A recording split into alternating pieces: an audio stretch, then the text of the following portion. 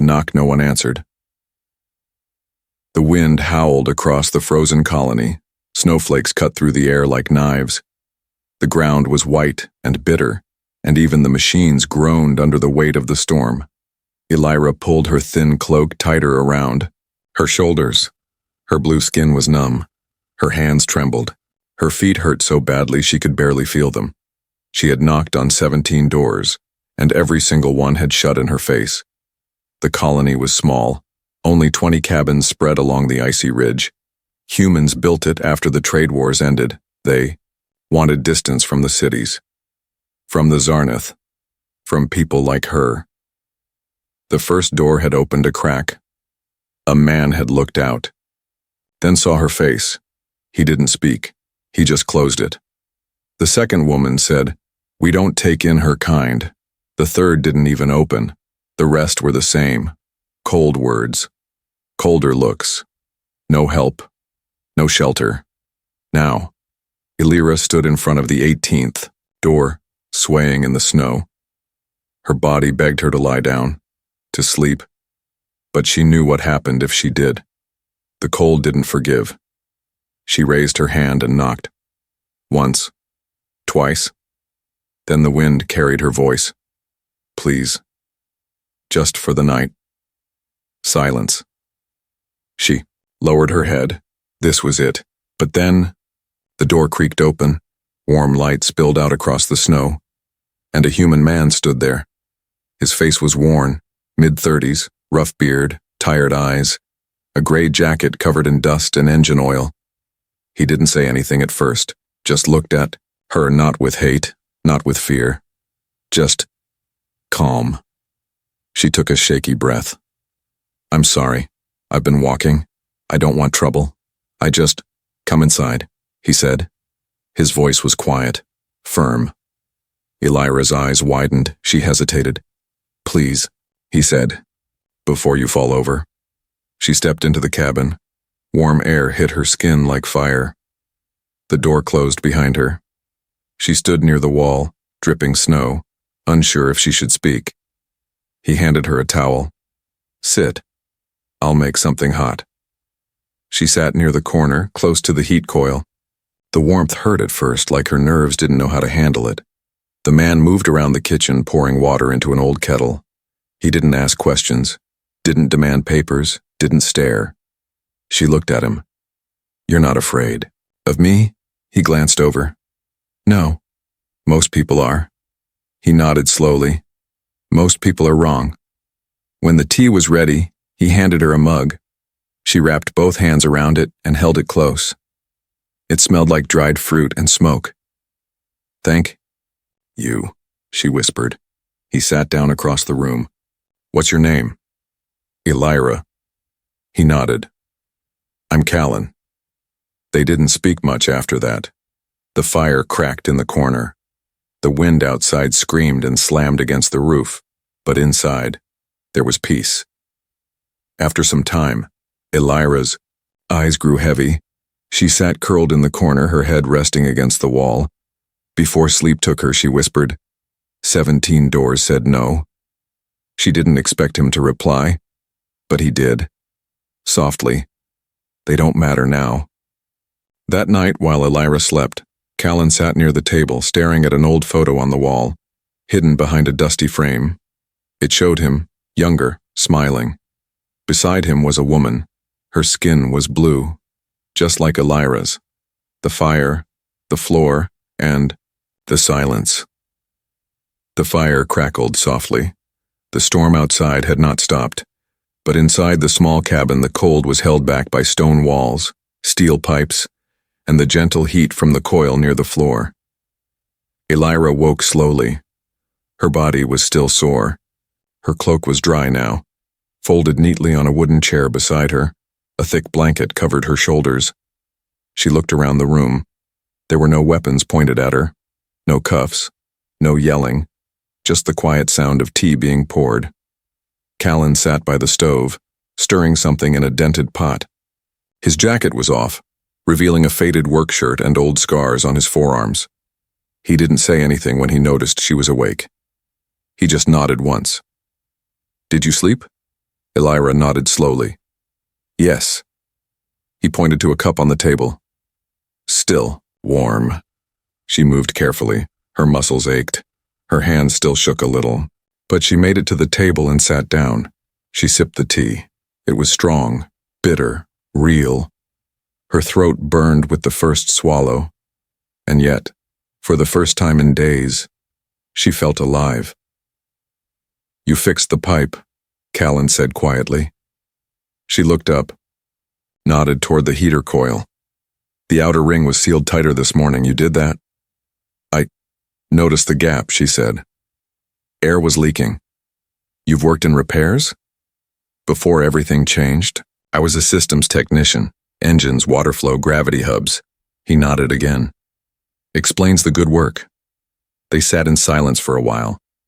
But it wasn't cold. It wasn't tense. It was soft. Like two people sharing space, not fear. Later, that day while Callan checked the snow meter outside, Elira walked around the cabin. She didn't open drawers, didn't pry. Just looked. On the wall above the tool shelf was a photo, small, framed, old. It showed Callan. He looked younger, smiling. Beside him stood a woman with long, ridged head fins and soft blue skin, a Zarneth. Her hands were on the shoulders of a small boy. Elira stared at the image. She hadn't seen another of her kind in months. She reached toward it gently, her fingers trembling. Then a quiet voice stopped her. That's Sira. She turned. Callan stood in the doorway, snow still clinging to his boots. She was my wife. Elira stepped back from the photo. I'm sorry, I didn't mean... It's okay, he said.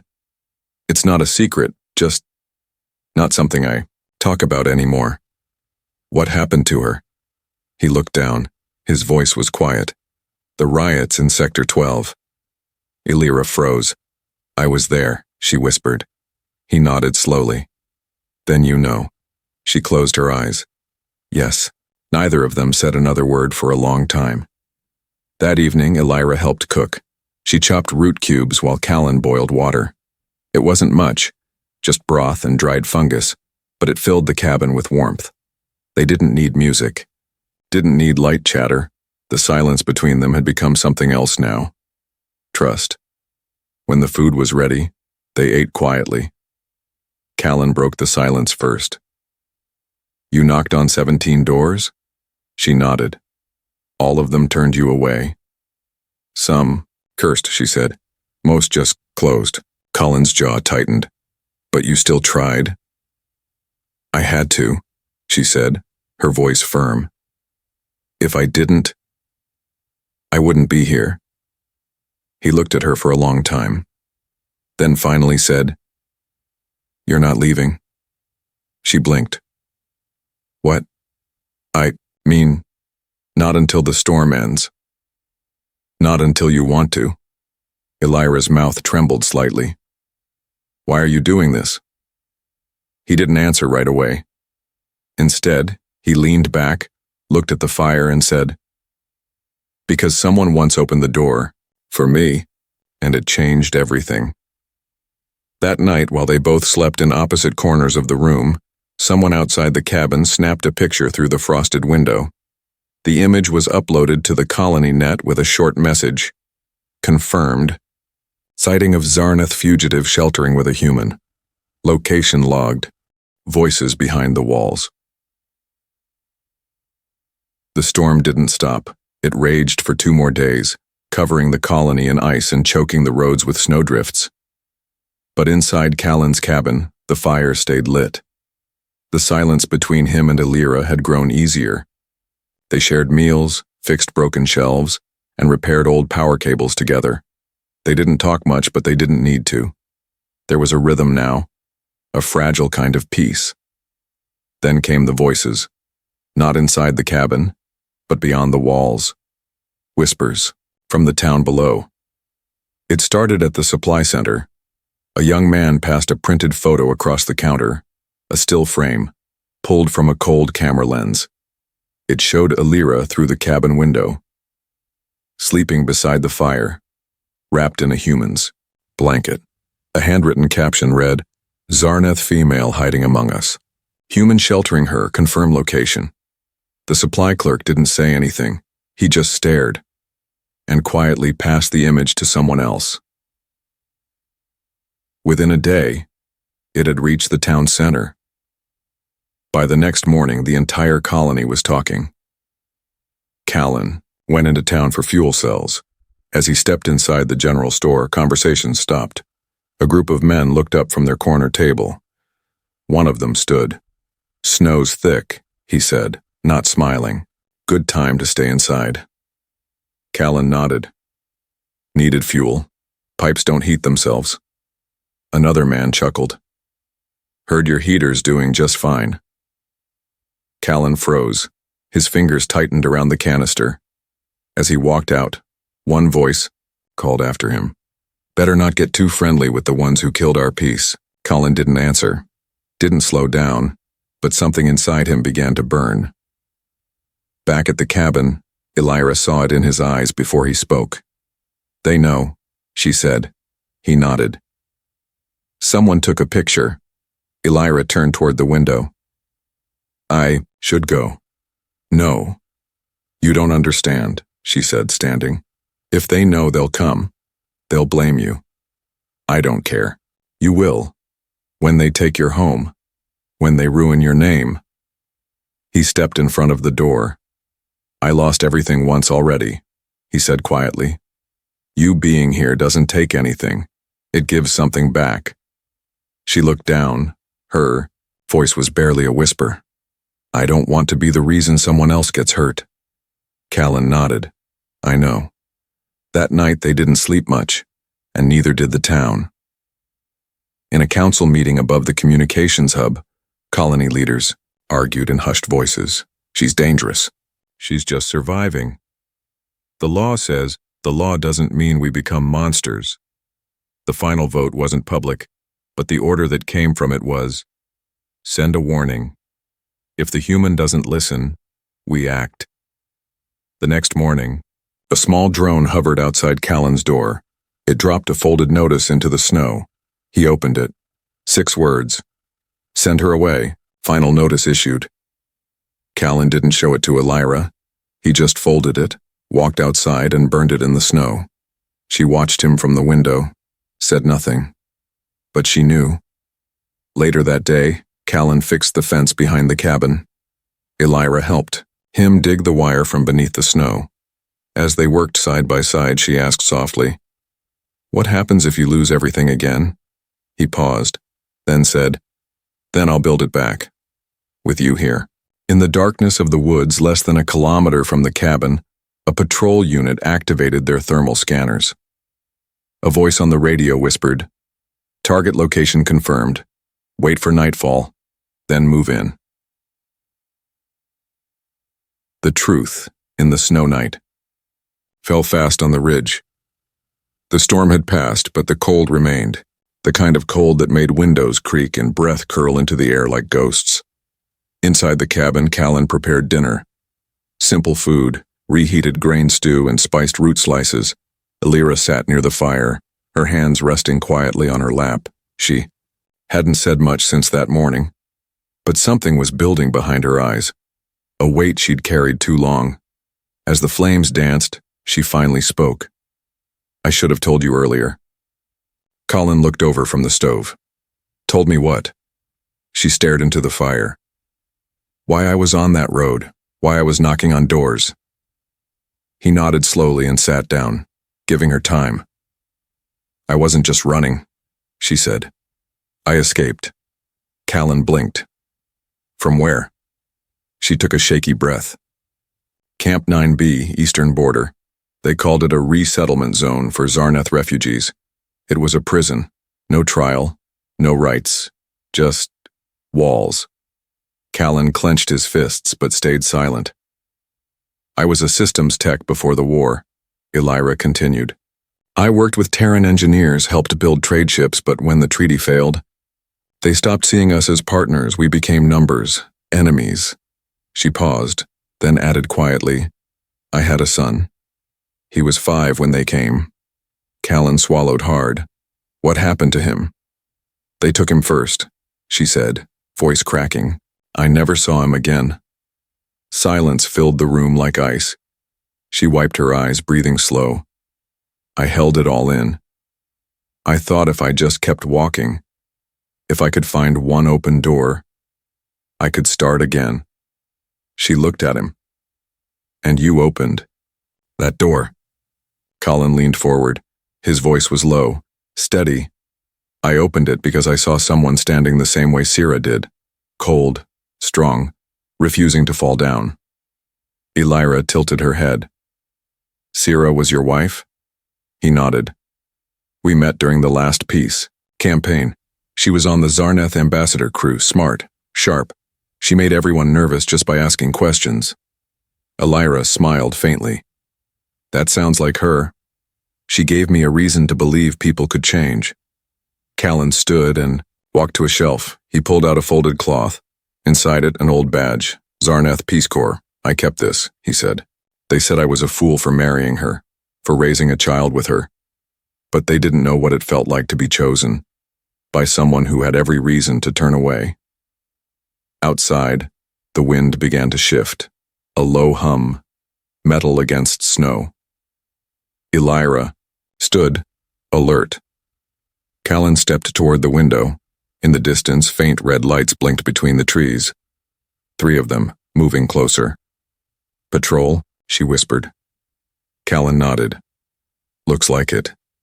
I should run. No, he said. They'll arrest you if I'm here. Then they'll arrest me. She touched his arm. I can't let you lose everything. Not again. Callan looked her in the eyes and said firmly, Then let me choose this time. He moved to the door, grabbed a flare, and launched it into the sky. Red light exploded above the trees. It wasn't a call for help. It was a signal to stand ground. The patrol paused just outside the fence. 3 officers in thick black coats. 1 stepped forward, holding a scanner. Terran citizen Callan Holt, he said loudly. You are harboring a fugitive. Step aside. Callan didn't move. She's not a fugitive, he said. She's a survivor. She's a threat to public order, the officer said. You will be charged with obstruction if you don't. Comply. Callan raised his voice. Then charge me, but I won't let you take her. Behind him, Elira stepped into view. Her voice rang clear through the cold. You want me? Then listen first. She held out her wrist. A small implant blinked. A civilian clearance chip barely working. I was registered. I was legal. They wiped it at the camp. Not because I broke a law, but because I was Zarneth.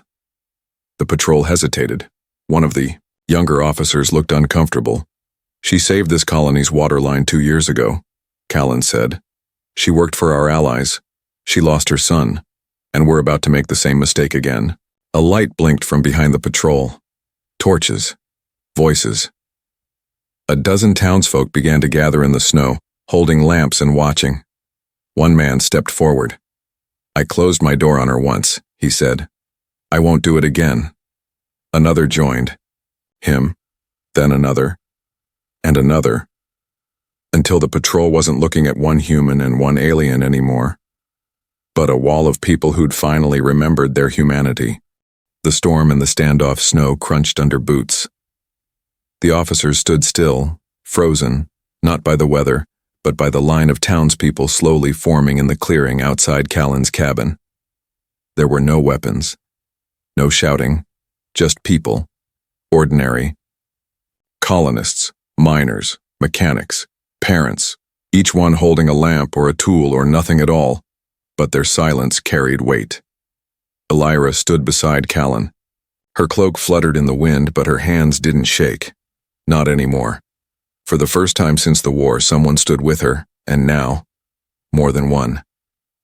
The lead patrol officer looked unsure. He checked his wrist terminal again. Step aside. This woman has a bounty on her record. One of the townsfolk, a gray-bearded mechanic, stepped forward. I read that bounty, he said. It says she tampered with restricted tech. You forgot to mention she fixed it and saved 4 lives.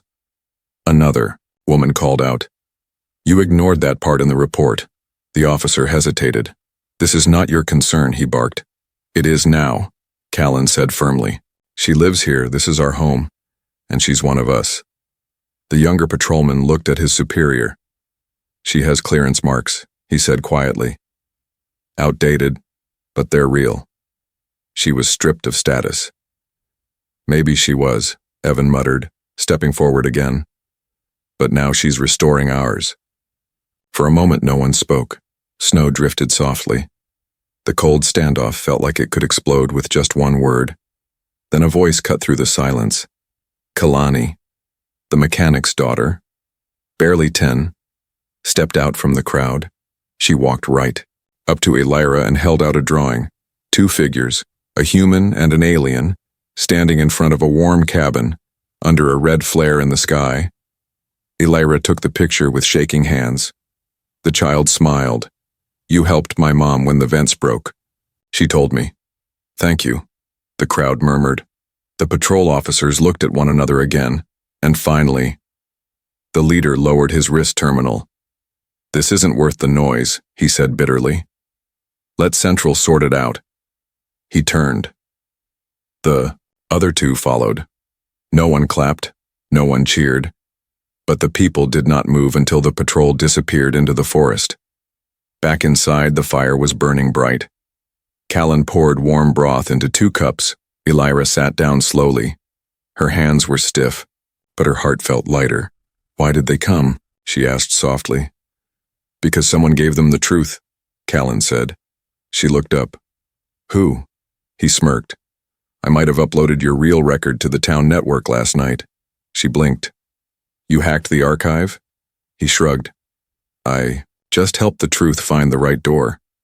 Later that night, Callan stood outside the cabin, watching the red flare stick burn out over the trees. Elira joined him. They'll come back, she said. Maybe, and next time they might not leave. Callan looked at her. Then we won't either. Far above the colony, a signal pulsed through orbit. Data sent by the retreating patrol. Encrypted. Flagged. Non-compliant settlement. Suspected civil. Resistance.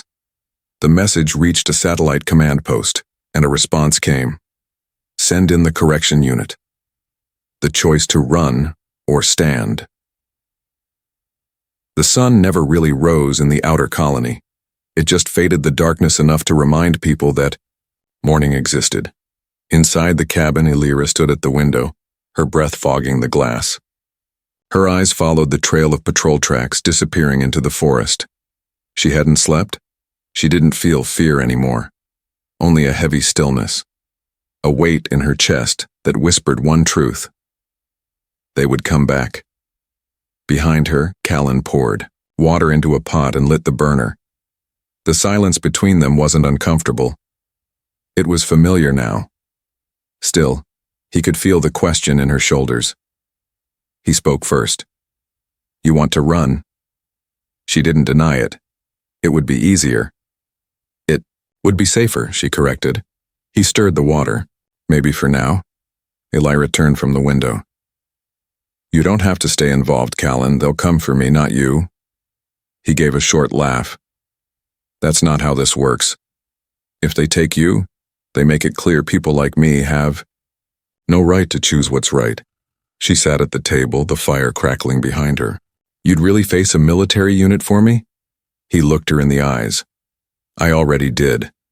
That afternoon, Callan began reinforcing the cabin, not with weapons, with truth.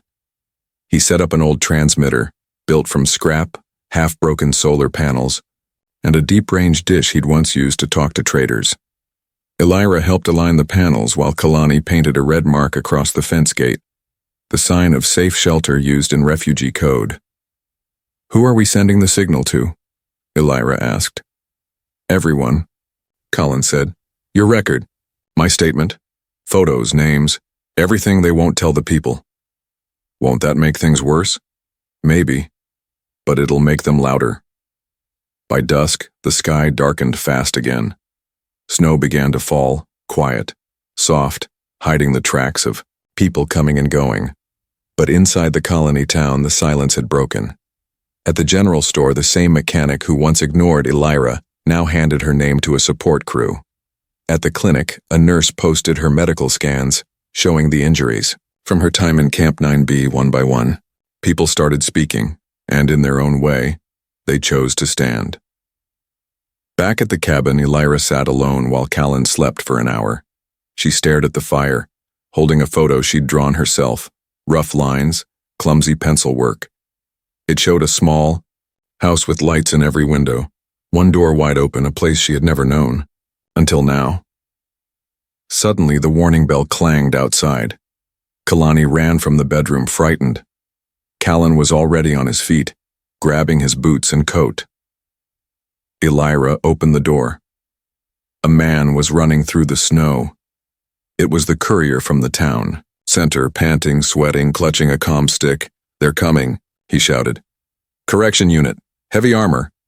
ETA 30 minutes. Callan didn't flinch. "We hold the gate." The courier blinked.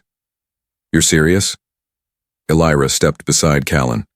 She looked at the courier and said, "We've run enough."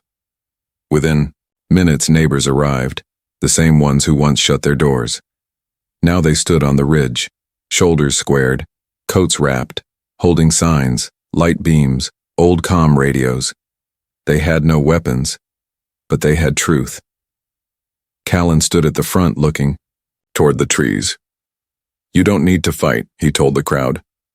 "You just need to be seen." From the edge of the forest, the first transport descended. Black, sleek, silent. Correction unit insignia glowed red under its hull. Inside, a voice crackled on comms. "Target confirmed. Resistance group detected. Orders?" A pause. Another voice. "Proceed with caution. And cameras on." The door stayed open. The correction unit landed without sound. Two sleek armored transports marked with red emblems hissed as their doors opened. Soldiers stepped out, black visors, steel boots, and silent weapons ready. But what they saw wasn't a threat. It was a line of people, unarmed. Still, standing in the snow like a wall of quiet defiance. Callan stood at the front, Elira beside him, Kilani just behind, clutching her hand-drawn picture. The moment was cold, but the fire in their eyes was burning. The lead officer approached, flanked by two others. He looked at Callan. "You're sheltering the fugitive known as Elira. You are obstructing a government investigation." Callan didn't move. "She's not a fugitive, she's a survivor." The officer's visor turned to Elira. "You escaped a resettlement zone, altered records, and spread illegal transmissions." Elira stepped forward, calm, strong. "I sent the truth," she said, and the people listened. Behind her, someone in the crowd lifted a tablet, playing the broadcast she and Callan had uploaded the night before. Footage of Elira repairing broken systems, her scars, her ID chip, the names of others who vanished without cause, and Callan's voice saying, "She knocked on 17 doors, only one opened. We won't close it now." The officer's helmet tilted. He raised a hand slowly. The soldiers behind him lowered their weapons. Then he said something no one expected. "We're not here to fight." Murmurs passed through the crowd. The officer looked at Elira again. "Your message reached Central Command. There's an open investigation now. The camps are being reviewed." Callan frowned. "Reviewed? Or erased?" The officer didn't answer, but he didn't threaten either. "More ships will come. With officials, interviews, news. You may be safe, but you won't be hidden anymore." Elira's voice was quiet but firm. "Good. It's time they saw us." The soldiers turned and walked back to their ship. No arrests, no violence, just silence. And then, they were gone. That night, the people stayed at the cabin long after the fire burned low. They told stories. They shared names of family lost to the system, of neighbors taken, of the guilt they'd carried in silence. For the first time, truth was spoken out loud, and no one was afraid to listen. Weeks passed. and the world changed. Elira's name was cleared, the bounty removed, her camp record sealed, then officially erased, but she didn't leave. She and Callan expanded the cabin, turned it into a shelter station, a place for others like her. Not just Zarneth, anyone with nowhere left to knock. Kalani hung a sign outside the new front gate, hand-painted, simple. It read, "This door stays open." One evening, as the stars blinked overhead, Elira stood beside Callan near the porch. He handed her a warm drink. She smiled softly. "You know," she said, "the others thought I was crazy for knocking on that last door." He chuckled. "What would have happened if I hadn't answered?" She looked at him, serious now. "I would have knocked again tomorrow." He reached for her hand, held it gently. 17 doors shut you out, he said. But the 18th changed all of us. A transport arrived months later carrying a young alien boy and his sister, lost, alone, afraid. They stepped up to the house and knocked once. The door opened. Elira smiled and said, "You're safe here. Come in from the cold."